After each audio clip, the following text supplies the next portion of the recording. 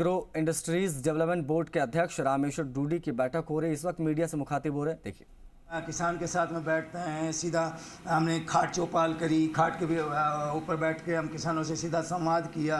संवाद करके किसानों की जो समस्या आई, हमने बोर्ड ने जो उस पर चर्चा करी, बोर्ड ने चर्चा करके और बोर्ड के जो सुझाव थे वो सुझाव हमने हमारे मुख्यमंत्री जी को भेजे।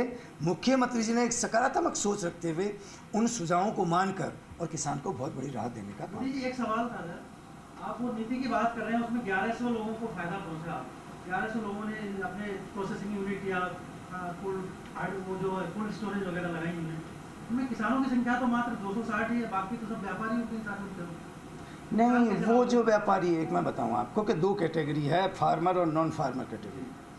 तो जो नॉन फार्मर कैटेगरी है वो भी जो है ना, इस मतलब इस बोर्ड के जो हमारी स्कीम जो हमने लॉन्च करी, उस स्कीम के तहत उनको भी फ़ायदा मिला है। क्योंकि राजस्थान के अंदर हम इंडस्ट्रीज़ को बढ़ावा देना चाहते हैं और किसान को सबसे ज़्यादा, क्योंकि किसान के बीच में हम जाके उसमें मोटिवेशनल उनको जो है ना तैयार कर रहे हैं, हम मोटिवेट कर रहे हैं किसान को कि आप ज़्यादा से ज़्यादा अपनी फसल का जो है ना प्रोसेसिंग यूनिट लगा कर, और उसमें जो किसानों को देख देख के और उसमें बढ़ोतरी हो रही है।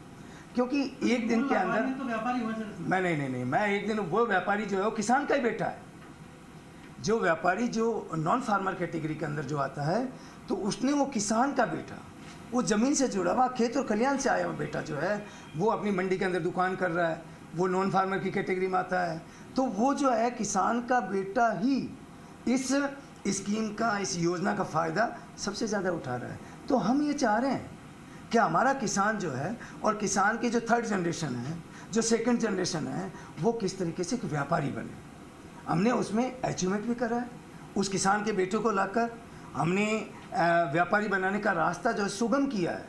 आज हमें खुशी है कि राजस्थान में जिस तरीके से आप बता रहे हो कि नॉन फार्मर कैटेगरी जो व्यापारी आ रहा है, मैं सीधा साफ आपको कहना चाहता हूं कि वो जो नॉन फार्मर कैटेगरी में जो आ रहा है, वो किसान और खेत का जाया जन्मा एक व्यक्ति है, और वो थर्ड जनरेशन, सेकंड जनरेशन का व्यापार के अंदर आया है। तो हम मोटिवेट उनको यही कर रहे हैं कि हमारी जो थर्ड जनरेशन है वो ज़्यादा से ज़्यादा व्यापारी बने, और उसके पिताजी, उसके घर वाले आज भी वो खेती से बंधे हुए हैं, और वो जो है थर्ड जनरेशन, सेकंड जनरेशन का आके और शहर के अंदर छोटा मोटा अपना व्यापार कर रहा है। उसको हमने पकड़ा, उसको हमने मोटिवेट किया, और उसको लाकर हमने ऐसी प्रोसेसिंग यूनिट लगाने का जो है उसको बहुत बड़ा सहयोग किया। आज मुझे खुशी है कि राजस्थान के अंदर हज़ारों यूनिटें इस स्कीम के तहत लगी है। तो आने वाले समय के अंदर इसका रिजल्ट जो बहुत सकारात्मक आएगा। आम आदमी जो है, क्योंकि एक यूनिट लगती है, एक यूनिट के अंदर हज़ारों लाखों आदमी को रोज़गार मिलता है।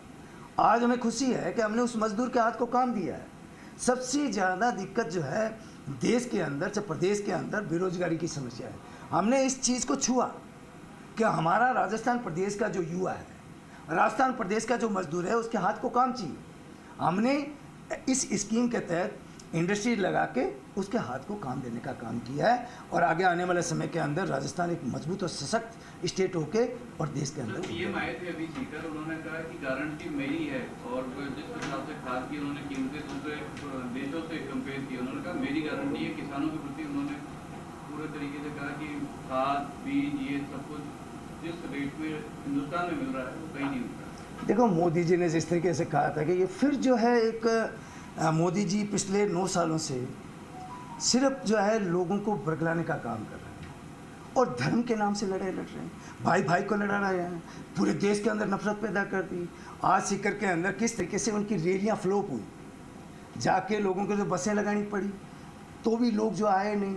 एक किसानों का जो है ना कंप्लीट नहीं है, ये हमारी जो सीकर की रैली होगी वो किसानों को समर्पित होगी, लेकिन उस रैली के अंदर किसान कोई नहीं आया। उनको अपनी बसों से जो है लोगों को पैसा दे दे के और इस रैली के अंदर लाया गया। मोदी की 4 रैलियाँ हुई। पहली फर्स्ट आबू रोड पे हुई, वो रैली फ्लॉप हुई। सेकंड आपकी अजमेर हुई। अजमेर के अंदर किस तरीके से पंडाल खाली पड़े थे, आदमी 15 और 20 हज़ार से ज़्यादा नहीं आए। फिर थर्ड आपकी बीकानेर के अंदर भारतमाला का उद्घाटन हुआ, उसमें भी बीकानेर के मात्र जो है ना 6-7 हज़ार आदमी थे। उसमें किसान का बीज नहीं था। उसमें जो है पूरे राजस्थान के इधर उधर, दिल्ली से लोग, हरियाणा से लोग आ रहे हैं। तो बैठक से पहले डूडी मीडिया से मुखातिब हो